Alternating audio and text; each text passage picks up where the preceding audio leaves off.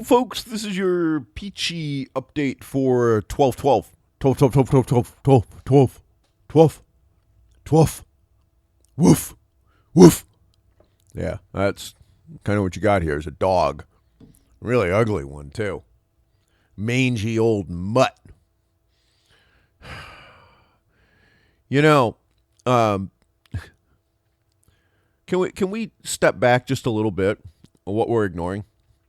The New York Times actually published an article strongly implying that the slaughter at a Jersey City kosher supermarket was the work of right-wing extremists.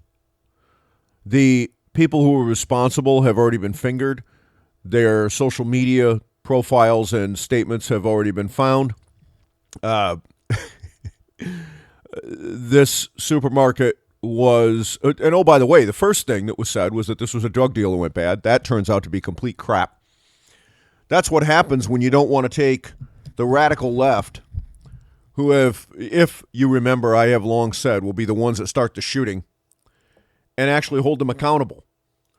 Because, in fact, it was members of the radical left that stormed into a supermarket and slaughtered people because they were Jewish.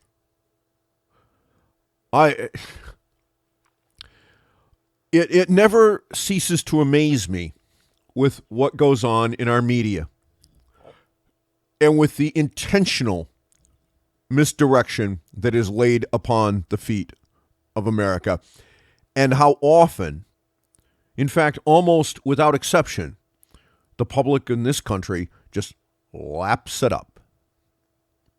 We're seeing it today, right now, in the Judiciary Committee, as they are attempting to lay out and debate the articles of impeachment. There is a motion on the floor in front of the committee to strike, that is, kill, the first article, abuse of power. And it's quite a little lively back and forth. I've been listening to a good part of it. Mr. Nadler needs to have his gavel used on his head, much like the made-up, doctored video of Pelosi getting it from when she lost her speakerless gavel the last time. By the way, she's very likely to lose it this time, too. And at the same time, Nancy Pelosi is tweeting about how she's got a bill that she's going to bring up on the floor of the House that's going to greatly help people with prescription drugs, implying that this is somehow going to actually address the problem that we have from a budgetary perspective and from a healthcare perspective with people being able to actually get healthcare and pay a reasonable price for it. This, by the way, is a lie. There's an article coming out tomorrow, be in the ticker, that's going to show you exactly what has been going on for the last several years and all the arm waving and head nodding that is going on within our Congress and the rest of our government when they have the tools to put a stop to the crazy escalation in costs. May I point out that over the first 2 months, we've seen an 8% escalation in spending over the same period last year between Medicare and Medicaid. Big shock. That 8% rise is the same 8% that was going on last year from the previous year. And in fact, it is the same rise that, from a historical perspective, has been going on since the 1990s. When I first started raising hell about this and said, if we don't cut this out, if we do not do something about it, if we do not use 100-plus-year-old law to lock people up and throw them in prison, because that law, by the way, mandates 10-year felony terms, it does not lay this out and say, oh, well, we should fine you. No, it says you do 10 years in the slam. And rather than insist that people actually go to prison when they break the law, we have banks after 2008, nobody went to jail. And now we have the very same sort of thing going on all over the place. We have proof presented by the Horowitz report that fraud was committed against the FISA courts. Fraud. That documents were intentionally altered. Not a mistake. They were intentionally altered in order to induce the court to issue a warrant which it likely otherwise would not have. Now, of course, we don't know whether they would not have because you can't prove the counterfactual. However, we also know that the court was intentionally misled in that when new exculpatory evidence came to light, they were not told of it, despite there being a legal mandate that they be told. But no. We can't actually have those things go on. We can't actually have, we just can't do this. Well, while I sit here and Mr. Nadler sits and pounds his gavel and they bang out their articles of impeachment, which they will, which will get voted on the floor of the House and then sometime in the next few days.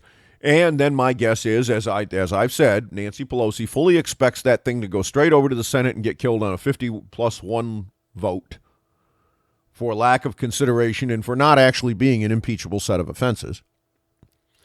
Why? Why not hold a whole trial? Because if you do that, then all the scumbags, all of those 535 people in Congress on both sides of the aisle, all of this starts to spill out. Yep. By the way, if you think this is all about just Ukraine, you're nuts. Why don't you go talk to anybody that's been over in the sandbox over in Afghanistan and ask them how much fraud, waste, abuse, and stupidity is going on. Just tell me. Wait, do you really think that no, the same kind of slush box nonsense isn't going on over there, hasn't been going on over there for the last 10 plus years? Of course it has. How about we've got new deposits coming in because you got all this stuff going on over in Hong Kong. You got the Chinese. We got our president who's, oh boy, he's going to actually bring jobs back. And he does. For 4 months, we see actual positive trends in population-adjusted job numbers. Why is that important? Because it correlates exactly with the imposition and the collection of the tariffs in the first round. The real ones. Not the little mealy-mouse stuff, but the real tariffs. And, in just a couple of days, the next round's supposed to go on. But no, all of a sudden there's supposedly going to be a deal. And before we have any evidence that China is actually going to follow the rules, we're going to roll them back. Because, it is far more important that the stock market go up than that you actually keep those benefits. And if that happens, all of those gains, and incidentally, if you're wondering how big they are, we're talking about roughly 1.5 million people. Guess what's going to happen to them? They're going to get fired. Why are they going to get fired?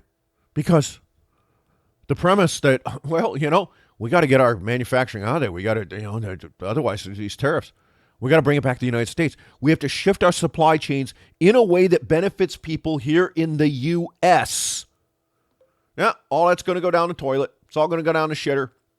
And poof, there goes those benefits. But for a short period of time, here we go.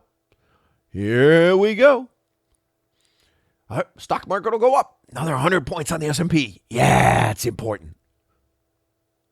And at the same time, you got people talking about how there's this terrible problem with liquidity in the markets. Right. Sure there is. There's over $1 trillion worth of excess reserves at the Fed. About $1.5 trillion, actually. So, how can you possibly be short of liquidity? Those are excess reserves, folks. Excess. You realize what the word excess means, right? As in, I don't actually need these reserves on deposit with the Fed. I could lend them to people. They don't have to be there. There's no requirement from a statutory perspective or anything else that you actually have those on deposit. So why wouldn't you loan them? Well, is it because all the collateral's trash? Or is it that the Fed is paying people not to do it, and so they're gaming it? And so you've got J.P. Morgan and all these other guys say, oh, man, let's just squeeze. Let's grab them by the nuts and squeeze.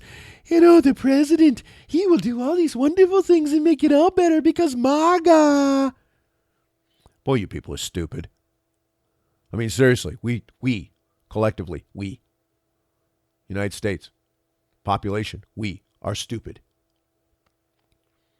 20% of the working population in this country loves bending you over the table and shoving it in your butt when it comes to healthcare expenses. 8% escalations every single year. They love every minute of it because they get paid to do it. 1 out of 10 or less of the people hired in that field in the last 10 years are doctors and nurses and actually provide real care to real people and make you better when you're sick. The other 9, their job, their sole job, is bending you over the table and raping you in the butt. They are the ones who are doing it.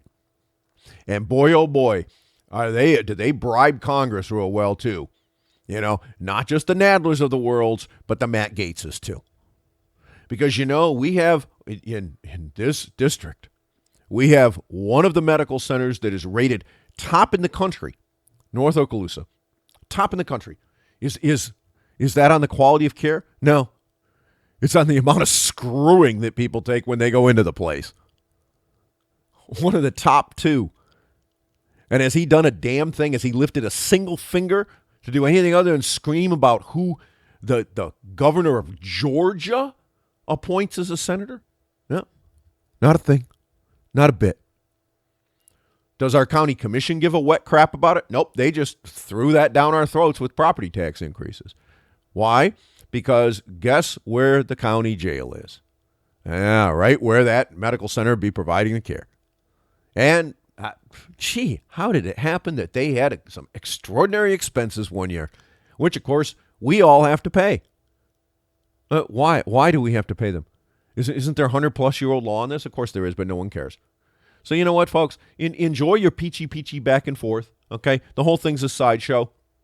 You got Nancy Pelosi claiming she's going to bring something to the floor that's not going to do a damn thing. But, boy, she wants to get out there. She's all over Twitter trumpeting it and this and that and that.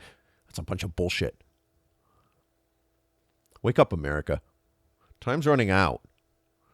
We don't have all that much longer before this fiscal foldback comes. And anyone that thinks that it's all going to be okay, how'd that work out for you in 2008? Let me take a guy.